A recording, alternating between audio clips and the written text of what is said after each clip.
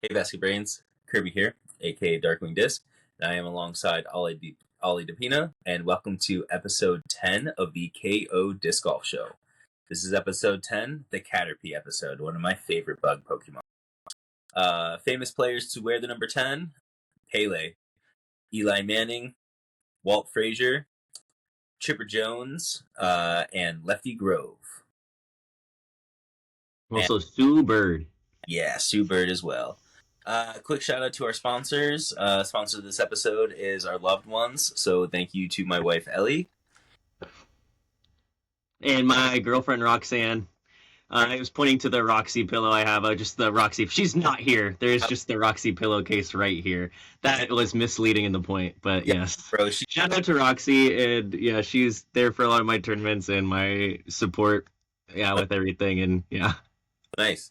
That's great, man. Well, let's get right into it, dude. How was your week? It was good. I hit my first ever ace pot cashing, so I did Lakewood Dubs on Thursday night, and it was kind of a really iffy day. I wasn't feeling that great in the morning. Kind of had a bad headache, and then some drama getting there and stuff. So then finally getting there and just getting to play was really, really sweet. I hit hole 13 on the new construction layout, so that shorty in the back, and played with Zach Basket, which was cool. I've seen him on Fairway Media a few times, and so that was cool getting to play with someone that I've watched and do it in front of him too. And so I got a nice little payout for playing some disc golf on Thursday, which was fun. Sweet. What was the payout? 130. 130. Nice. That's great, man. Good for you. Thank you. What else? G-Star Alpaca as well. I just gotta say that. Yeah, favorite disc. That green one, right? Yep. Yeah. Bright green. Is so yeah, if you ever seen me throw in a bright green, I think it's the only green disc I throw. So nice, very cool, man.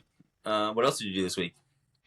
Got to see some friends, hang out, and then had a relaxing Saturday, and then on Sunday kind of made the decision to go down and drive down to Estacada and visit you at Beaver State Fling on that last round. And Saturday was basically I was just watching the FBO and MPO coverage and looking at the course, same, and kind of, yeah, I haven't had a really relaxing Friday or Saturday, so I was wanting to, and then had a fun night and was kind of out late, and it was a little bit of a wild decision for me, but once I got going, I was so excited, and so I got to go caddy for you, and which was such a cool experience. Yeah, I mean, I was definitely happy to have you there. It was it was cool. How did you like, Beaver State Fling? We'll kind of get right into kind of the recap of it and that, but you were saying, Cascade Challenge was the biggest event you had been at, and now Beaver State Fling, I guess, is technically the biggest event that you've been to now. And what are your impressions of? Just exactly. It's from Cascade Challenge, which that was my first time this year at that event. I've gone to an A tier at SeaTac, but that was and A tiers for my own self, but that was for amateur events, and so this was the biggest event I've gone to, leaps and bounds. It was insane. The only thing that I can compare it to that I've done is NADGT, the Tournament Central with all the vendors and the booths and stuff like that. That's the only thing I can think of where it's even, but that was completely different away from where I was playing and stuff like that. So really cool experience, really cool atmosphere. Yeah, it was super exciting, pulling up and watching you warm up, and then just seeing who was warming up with you and seeing the other caddies. I was trying to figure out the caddy bib as well, and seeing different people. I was there's Alden Harris's mom, and that was pretty cool. And yeah, that's great. I mean, it's like I said, always appreciated to have you. I had David Tuthill, Fire Horse Forge on Instagram as a caddy on Friday, which he was also awesome. It was so hot this weekend that having somebody carry the bag for that long of the course and some of those hills that you're walking up definitely helped my performance, I would say, even if my performance was still not as well as I would want it to be. So yeah, just thank you to Dave as well for coming out for the day and hanging out. I know Dave was camping out all weekend. I think today he went and played the FPO layout. So hopefully he got some good weather out there, and he had fun throwing some. So, we'll get right into Beaver State Fling, though. Yeah, I didn't play super well. It was a course that I was really looking forward to because it's a place that I felt like I could score really well on, and kind of just didn't for the weekend, which was tough. My putt still kind of felt like it was there, and I wasn't really missing too many like inside the circle one putts.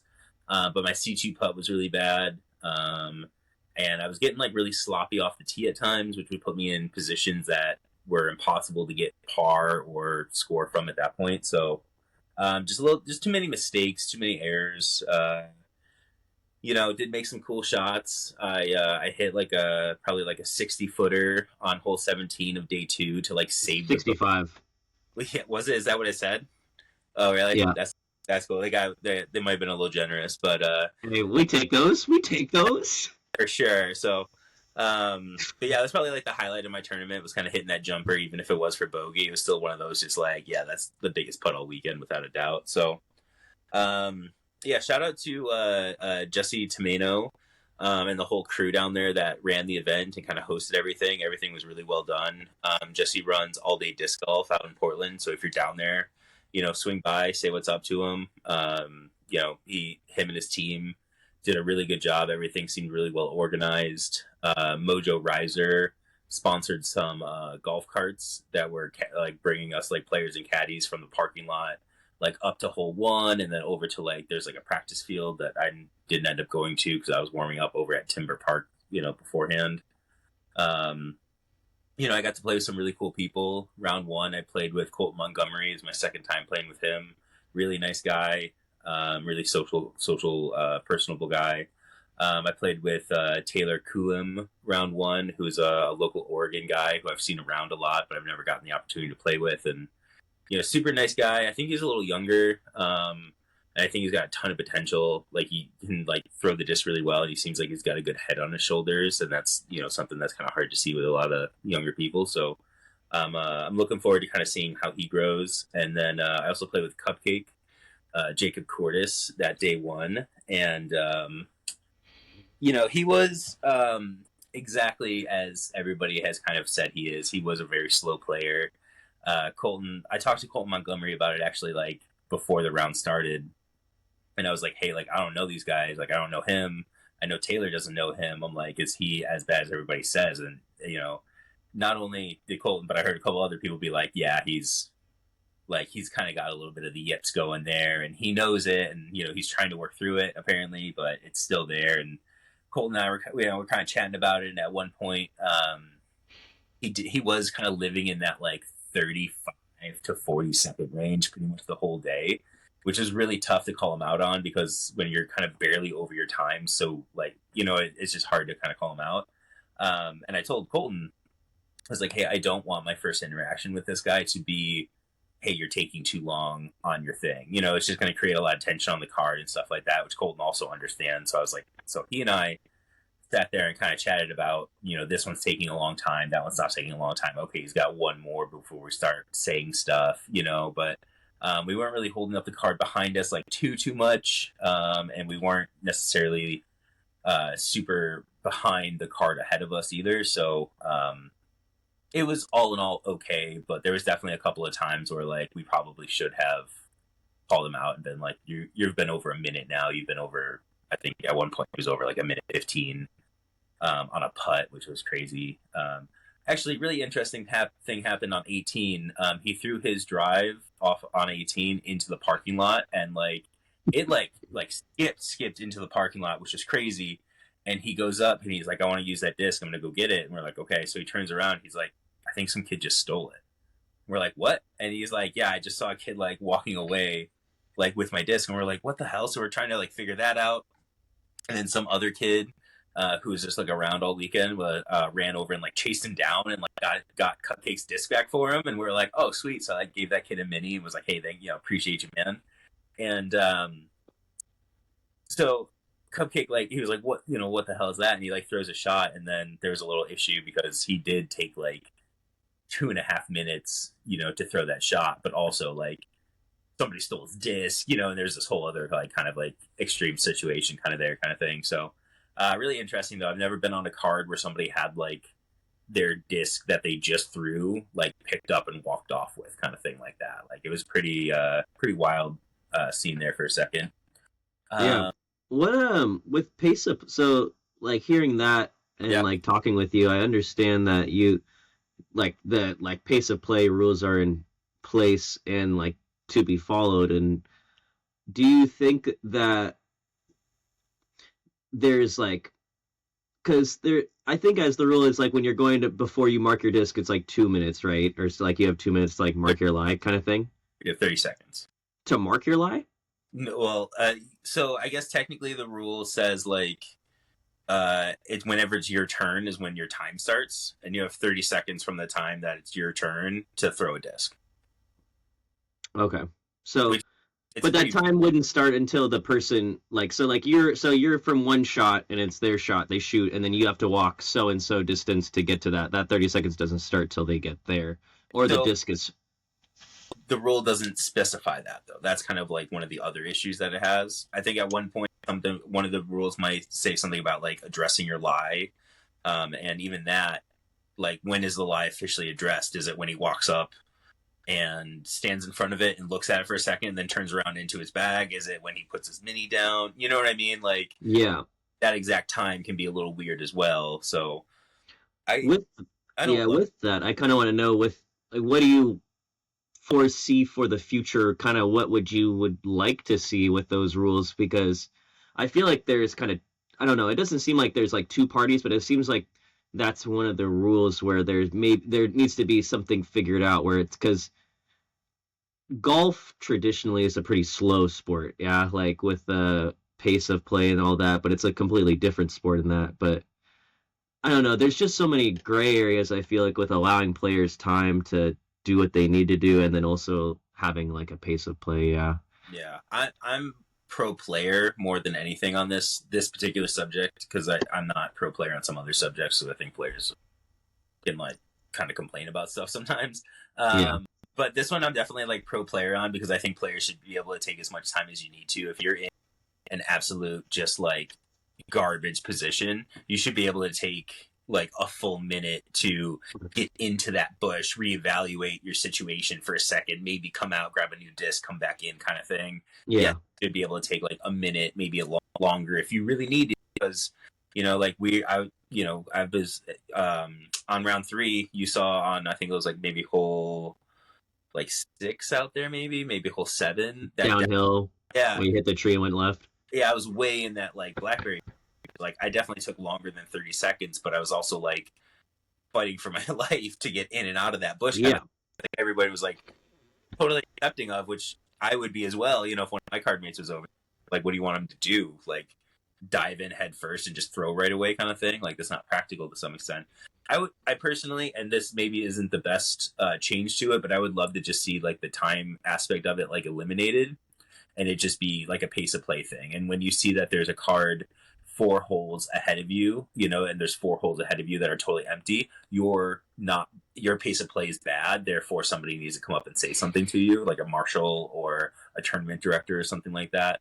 But I think when you put a hard time on issues where you do have people who are like, well, now you're at 31 seconds, so now you're at 40 seconds. And this proposed rule change for next year, where they're talking about being able to take like a timeout, but you have to announce it during your original 30 seconds, and then you get an extra 60 seconds. I'm like, I don't.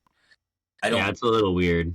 Yeah, like I don't love that either. So, like I said, I don't know if it's like the perfect answer, but like I personally would love to see just like the elimination of the time, and there just be like the generic pace of play rule, where if the tournament director or an event organizer deems that you're slower than everybody else, like that there's a warning, and then after that your card. Yeah, I like that. Yeah. Heard. Or if there's one on the card that is just taking 2 minutes per putt and taking 2 minutes per drive, then that person starts getting stroked, right? Like by or by the court marshal, by the marshal or the tournament director or something like that. So not perfect, but I think that's my like quick and easy answer and all that kind of thing. Yeah. So a couple other people I wanted to shout out real quick. Jake Mon, I played with him on round 2. and we kind of chatted with him in the parking lot a little bit on Sunday before we headed out, and just like overall, just what a nice guy. If there's somebody that I would encourage you to go and follow and to just kind of check out, it would be Jake Mon. He is 19 and like a giant and like just like a nice kid, and I think his brother am like Worlds or something like that. Oh yeah, I just won the amateur U.S. disc golf championship. Yeah, so yeah, Jake Mon overall just like a great guy. I also played with Cole Redolin, which I've played with Cole in the past and that, and I was kind of making the joke on hole one with Cole, and I was like, hey Cole, I think the last time I played with you I might have been as tall, if not taller than you, and now he's got me by a solid like 4 to 6 inches. Like, he's so tall now. I was like, oh god. And his dad was kind of joking about it too, and he's like, it must have been like 2 years ago. And I was like, exactly.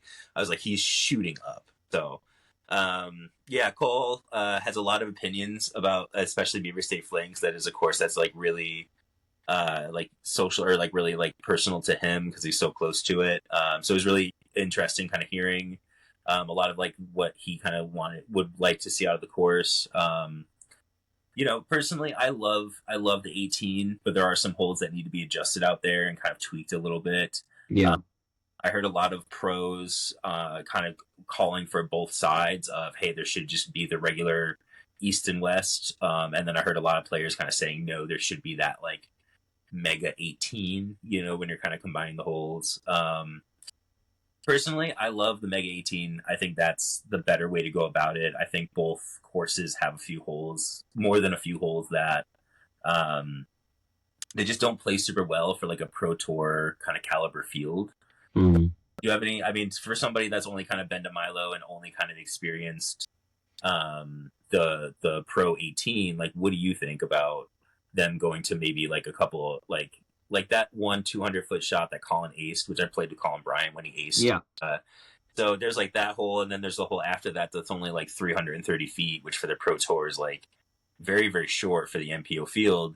Like, how do you feel about the Pro Tour adding in more courses that have those 200 to maybe 375 foot, like more tight, like wooded holes, kind of like that? I feel like every course that is played on tour should honestly have at least one hole like that on some variation. I feel like if the complaint is that it's too easy, I think that's kind of invalid because it allows for the score gap to be an ace, to be like a really cool shot. Like, no matter what, 197 feet, it's 100 or 180 feet, 100 whatever it is. Like, it's like if it's long as it's like within like that range, it's still like an impressive shot. Throw in whatever it is, like at that point, whatever you want to call it.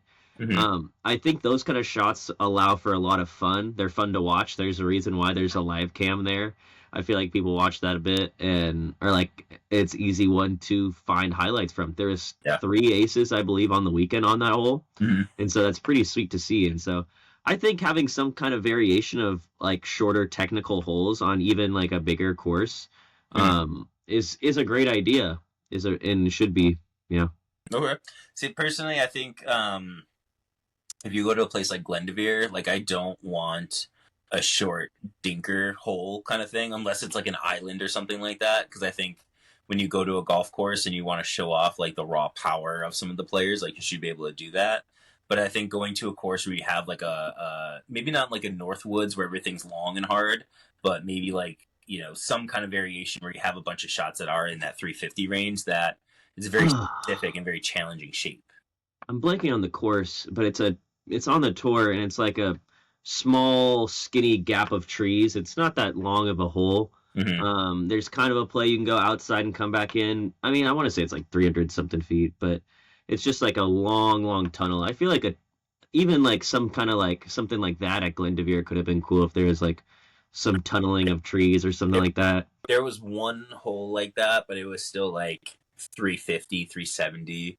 And it was a pretty sneaky little tunnel there kind of thing. But that's hard to do at a place like Glendoveer because it's like, so open and you have like those beautiful greens you want to kind of use. I guess it would look like something with like a crazy island, kind of like that one where Corey Ellis won against Anthony Barella, where he went out of bounds a bunch last year. Oh yeah, There's like USD. something, yeah, some kind of artificial island or something like that even could be cool at something like that, where it just creates that challenge. I could see something where it could be like, instead of just like that up, it could be that upshot basically as the whole. Yeah. Yeah, it was like hole 11 at Shelton, that little island hole. Yeah. I love that hole because Yeah. it's challenging. I think there's a really good variation on that hole where you see a lot of 2, 3, and 4, because even people that make the island still don't make the putt, because you can make the island and be 40 Short. you know, and yeah, looking at OB like right behind it kind of You thing. could be miss the putt and go long out of bounds, and it's Yeah. like, oh, Exactly. So I think, yeah, if you're gonna throw in holes like that, I'm all about it. You know, where it is kind of a little gap. It's a little. and I feel like it allows 4 threes with that drop zone as well. Like it's not. Oh yeah. It's a makeable far putt, you know, and allow them to Still C2. have some get back. Yeah, have some get back on that. Like, okay, Yeah. I missed that, but I'm not gonna bleed a stroke for that many strokes for that. Yeah. For sure. Yeah, so day 3, I played with Colin Bryant, who, like we said, aced was I think hole 12. So that was really cool. I played with Robert Burridge, who was super nice and awesome. And then I played with, and I'm gonna have to look up his last name, Tony Candy Arms Cahill. It literally says Candy Arms on his PDJ profile. I can't believe I didn't ask him about that. I remember reading it before, but he was a joy to play, like to be on the card with. I really enjoyed him. Dude was awesome. His wife was super nice. Yes. I like the fact that they were like a little older too, so like I wasn't the oldest person on the card, which always makes me feel kind of good. So His wife was so nice. Yeah, big shout out to her. I'm blanking on her name. I met a lot of people that day, but I remember she was so nice. And I remember there was one point where she's like, "Kirby, I just love your run up on the hole," and like it was just like that kind of thing where it's like that's just it's just a fun, sincere kind of comment. Her name was Sarah, so shout out Sarah. Shout out Sarah. Yeah, she was great. Yeah, so as far as like the finishes are concerned, Gannon Burr, you know, just had the Portland sweep, man. Pretty impressive. I was a little surprised. I was kind of thinking that Calvin was gonna like really like run with it after round 1, and he shot that 12 down, which is super impressive. But Gannon Burr's kind of him right now, so pretty amazing. And then FPO, you know, there was a while there where we were talking on round 3 about how if FPO playoff went long enough, like we were going to get, you know, kind of stuck behind them in a way because Holland Hanley and Owen Scoggins were going at it. Yes. So you had a really sweet picture with Owen. I really like that. That was cool. Oh my gosh, it was. I'm definitely fans of a lot of these people, but I'm not like. And especially when I'm there with you as a caddy, I'm like, I'm here for my guy. Like that's cool. We putting on cool, you know, cool. Yeah, yeah. I'm cool with it. But there's about 2 people, and I met both those 2 people. There's about 3 people, and one of them is like someone I really just enjoy and I've gotten to play with. Is Eric Oakley. But the other 2 people I got to meet there, and it was Maria Oliva as well and Owen Scoggins, and I was kind of nervous. We were walking in the parking lot, and then you were like, "Do you want to go meet her? Do you want to?" And I was like, "I think I want to get a photo." And your nudge helped me a lot, but I didn't know if I wanted to really badly, but I wasn't sure if I was. So I'm glad you did that because that photo is amazing and gonna go down. Yeah, it's super special. So those of you that haven't seen it, Ollie walks up to her. She's just walking around the parking lot, just like taking pulls off a bottle of champagne, just like hanging out. And with beers, drinking the beers. So Ollie comes up and he's like, "Hey, can I get a picture with you?" And she's like, "Sure." And she like hides the champagne bottle behind her back. And I'm like, "What are you doing?" I was like, "Get that back out." I was like, "Show it off." I was like, "Come on," you know. So she brings it out, and it's a cool picture. We'll put it on our YouTube. It's gonna be on my Instagram, 100%. Yeah, it's a good time. That was really fun. Owen's amazing. I ran into her a couple of times in the last couple of weeks and chatted with her a little bit, and she's so nice. She's so like bubbly and like welcoming and warm that she's an easy person to be a huge fan of.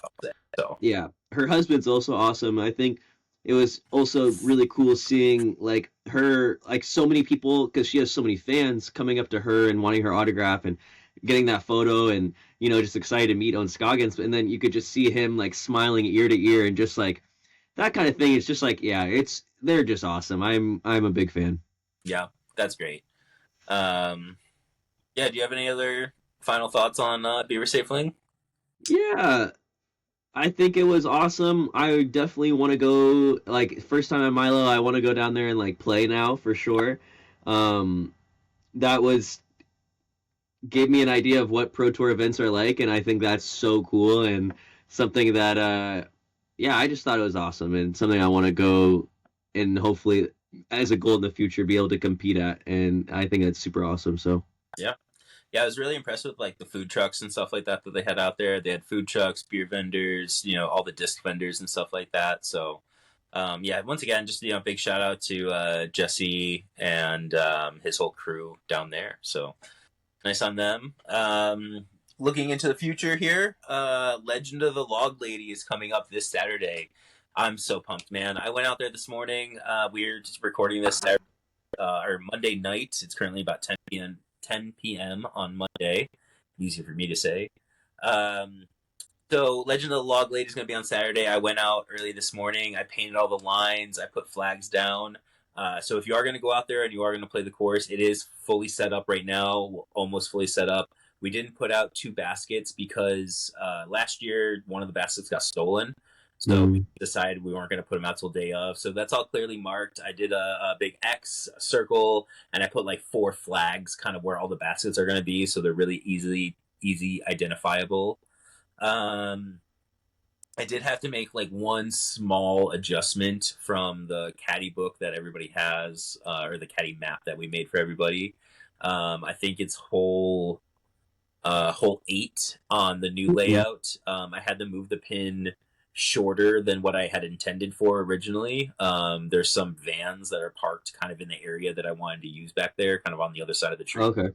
So the pin just got moved up probably about like 70 feet. Actually, I moved it up short enough where I might make it a par 3. I'm going to make that decision probably tomorrow, I think. Okay. But I wanted to really quick, and I'm going to try to do this like pretty fast, so I don't want to take too much time to do it. But I'm going to run through and kind of verbalize the changes to the course really quick, and kind of just a run through of the 18. So, all right, hole 1, you're going to be teeing off from traditional 10 tee pad to traditional 1's tee pad, or traditional 1's basket.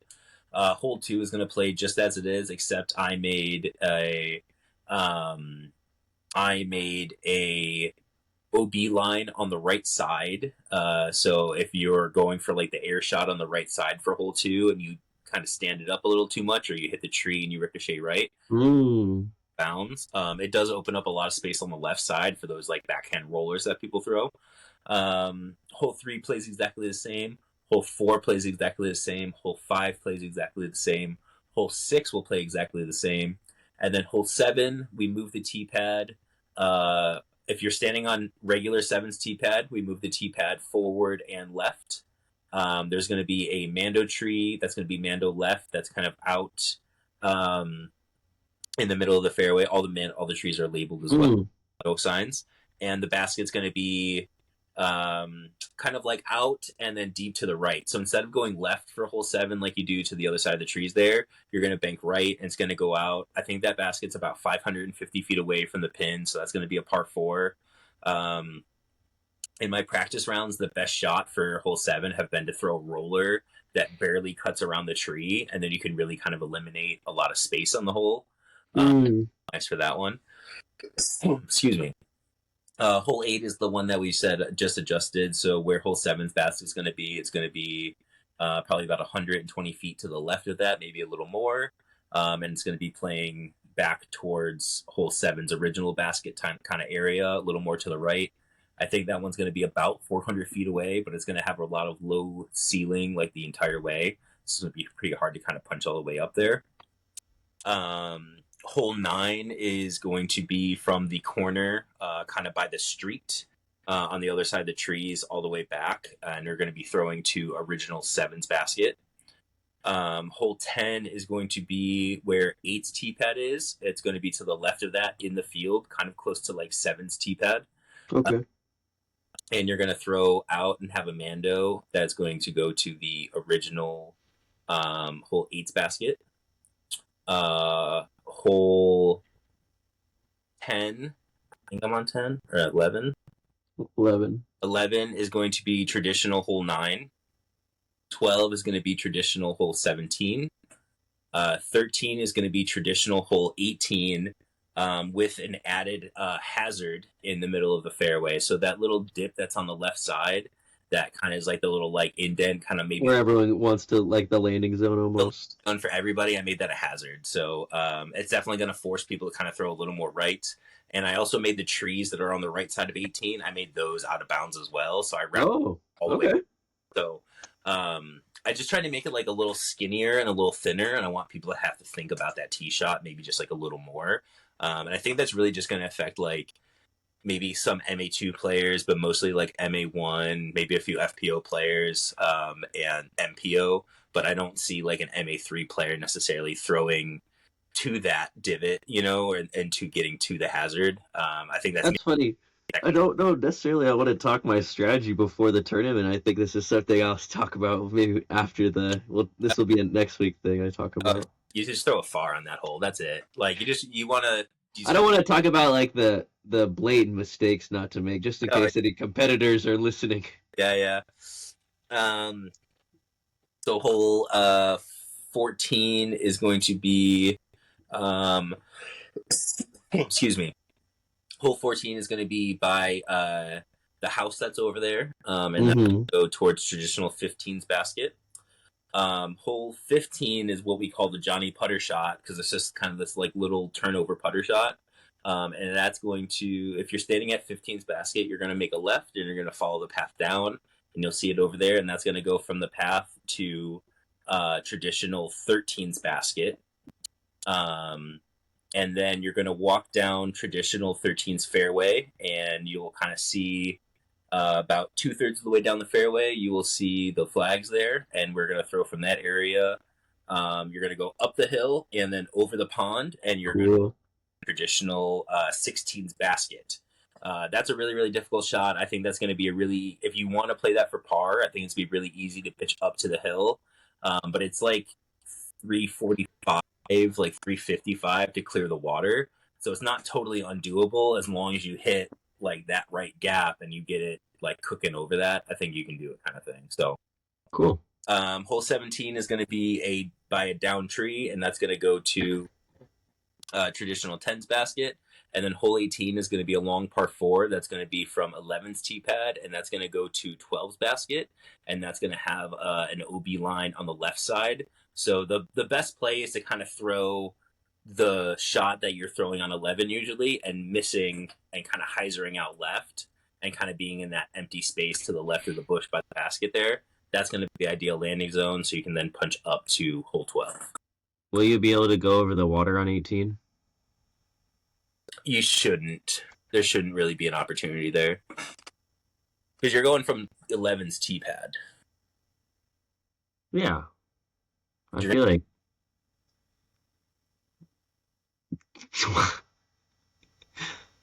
do you see what I'm saying? Because you want to go like straight. Is it a par 3 or par 4? Yeah.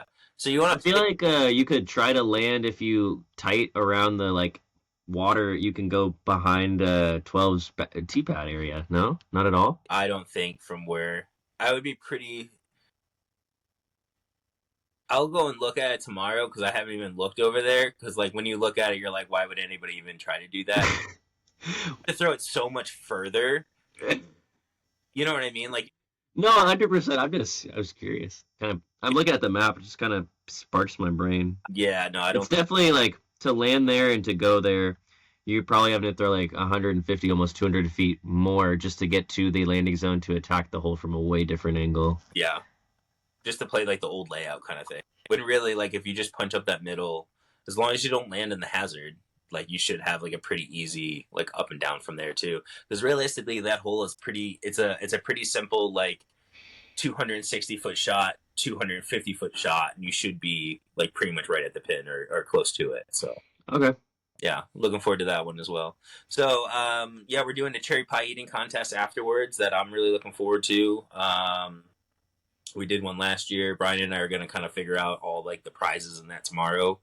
And just a big thank you to Tweeds Cafe and Max Spears for jumping in with us on this one.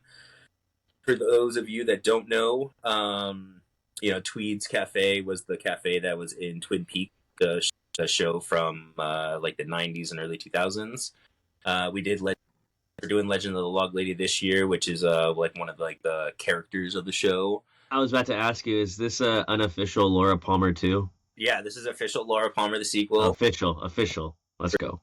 So yeah, Laura Palmer is one of the teenage girl who they found like murdered in the beginning of the series, sparked the whole series kind of thing. And the Log Lady, and the Legend of the Log Lady is like, I guess, just like another character in the show. I don't know. My father-in-law really likes the show, so he told me. So, fun fact: Laura Palmer. That tournament last year was my very first win ever. MA3 I won, and before I was on the box squad, any of that, and it was like, so this tournament means a lot to me. So I'm very excited for this tournament. Good. Yeah. I'm excited. I like doing this kind of alternate layout kind of thing. Last year I definitely was underprepared for it. So going into this year, even like the map and like the caddy book that we made was so much more detailed. And just kind of doing an extra year of doing tournaments and that, and kind of learning from our mistakes and learning what we can do better. So, yeah, really looking forward to it. And like I said, cherry pie eating contest afterwards. There's going to be a big old prize for that, and that's always a good time. So, yeah. Moving right along into our baseball check-in. Red Sox one's going to be really, really quick this time. It's going to be, they are still 500. They split a series with the White Sox, which sucks because the White Sox are just like a god-awful team right now, and they're about to sell like their entire roster. The Red Sox had an interesting stat where they literally were like 12-12. They were 19-19. They were 24-24. Like they just continue to win and lose like every other day. It seems like it's like if they win a game, I can almost bet that the next day they're going to lose the game. Then the day after that, they're going to win the game. So like their comeback rate is like 100%, but also like they just can't win 2 games in a row. And I'm terrified if they do, because that means they're going to lose 2 games in a row. So, yeah, there's nothing extremely positive going on in Red Sox world right now, or Red Sox Nation. It's all just kind of, seems like we're all kind of just biding our time. I understand that feeling. Yeah. Oh, you want to get ready? We're to up the Mariners? 5 games in the division, maybe a little more. After today, as I'm filming this, we had 2 back-to-back 4-run innings, and so ended up beating the White Sox today in that first game against them in that series, which is awesome. There's lots of talks about potentially trading for Luis Roberts, which is from the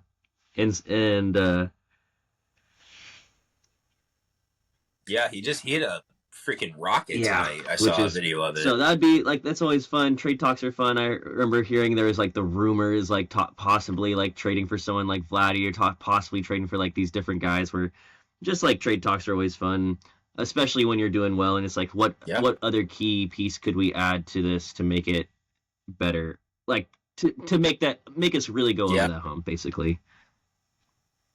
Yeah, for sure. It's that like new blood energy, the new kid in the sandbox who comes in and just lights everybody up, and you're like, let's do that. So that's great, man. My last couple Soto from the Yankees is like probably injured, and that's actually like I'm obviously a Red Sox fan. I don't root for the Yankees at all, but at the same time, like baseball's better when you have players like Juan Soto playing and in the game. Same with Ronald Acuna Jr. Baseball's better when he's out stealing bases, hitting doubles, hitting home runs. I think baseball is at its best when you have teams like the Yankees, the Dodgers, the Cardinals, the Red Sox, the Braves, and then a few other teams kind of sprinkled in there. But I think when you have those big market teams, and those big market teams are successful and winning, I think baseball as a whole is better.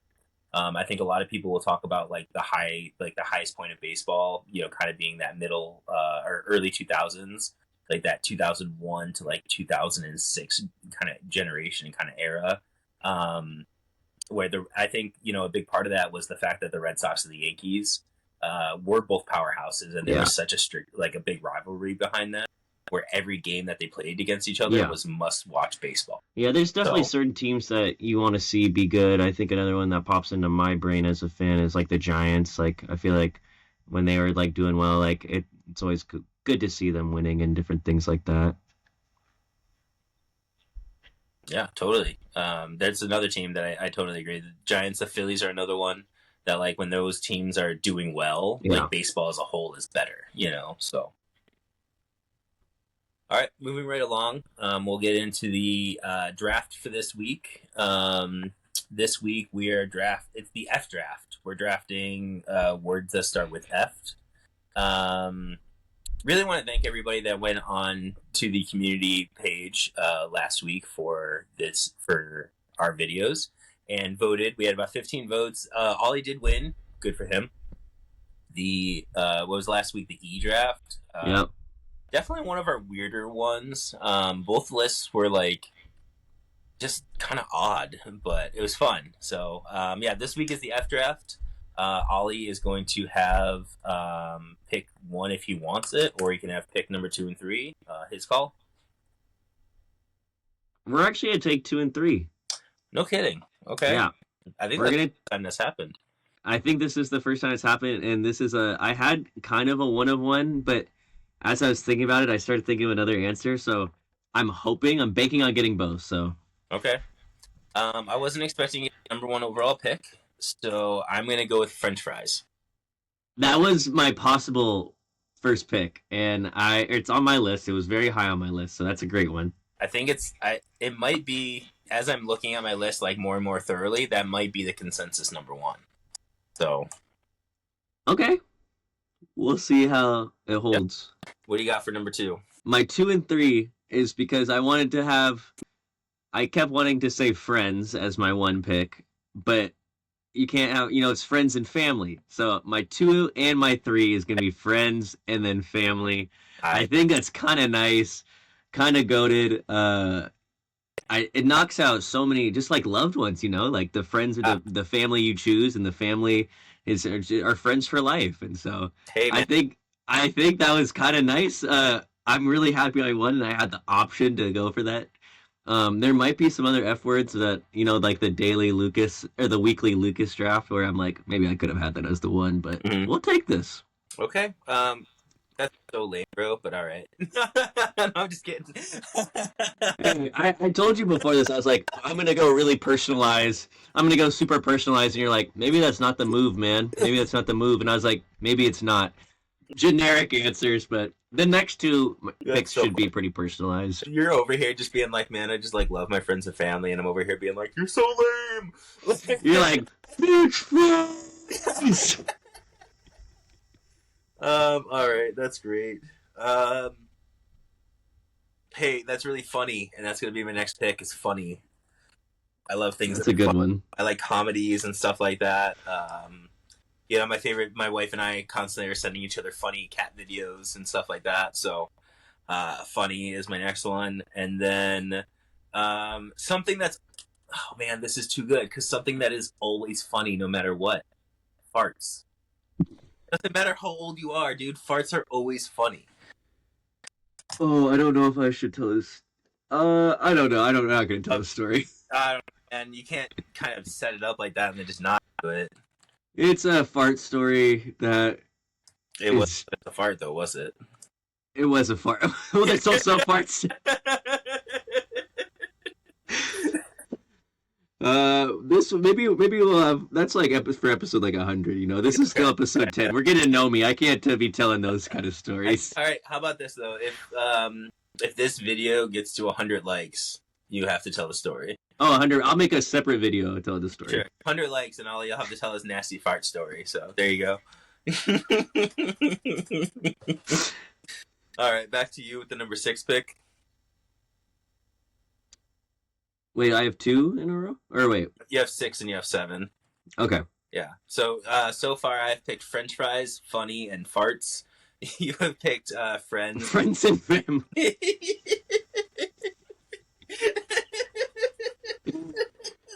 Oh fuck it. This is gonna be a really funny graphic. Yeah, this one's a little off. So I get my next two picks. I'm gonna go a little more personalized. I'm gonna go with my favorite sport to watch right now, Formula One. Okay. Yeah, I'm a big Formula One fan. For those that don't know, I mean, I've talked about going to the events, and it's just something that I like to watch. I like racing. I like the aspect of the teams, and I think it's just incredibly entertaining. So, Formula One is my going to be my third pick, and then for my last pick and the seventh pick, um, oh, I feel like I just had it. Oh, probably one of my favorite discs of all time. I have like a pretty cool eagle with it, and I will sometimes, if my game feels like it's falling apart, you'll see me throw this pink halo firebird, and Oh, I think my Haley King Firebird and the Firebird is kind of like a known disc that like people just love. You know, the Nate Sextons are highly coveted and sold for a lot, so I'm gonna go with the Firebird as my last pick. okay. The number 8 pick, and I'm, I think I used you. I don't want to say used you a little bit, but I think I'm starting to understand like your drafting style and like that you are and you're not going to draft. So I was actually really excited. This was going to be my number 1 pick because this is my favorite word of all time, and it's fuck. Oh, it's on my list. It was actually on my list. It was on my list. The best word of all time. It's thing. I saw a thing earlier that was like, if you could have one word, if you could only say one word for the rest of your life, like, what word do you say? And the one guy was like, sure. One guy was like, no. I was like, it's fuck.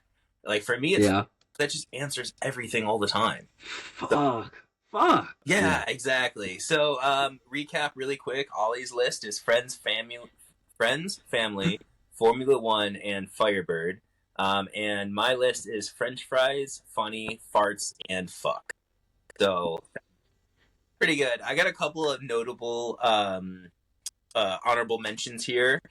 Food, fun, flavor, feline, phone, and photo. So, wait, what'd you say? Phone and photo. Yeah.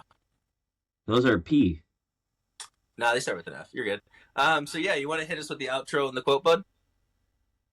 Yeah, so we got, I don't think in the past, I don't think in the future, you grasp the moment, my GOAT, my favorite athlete of all time, Eli Manning.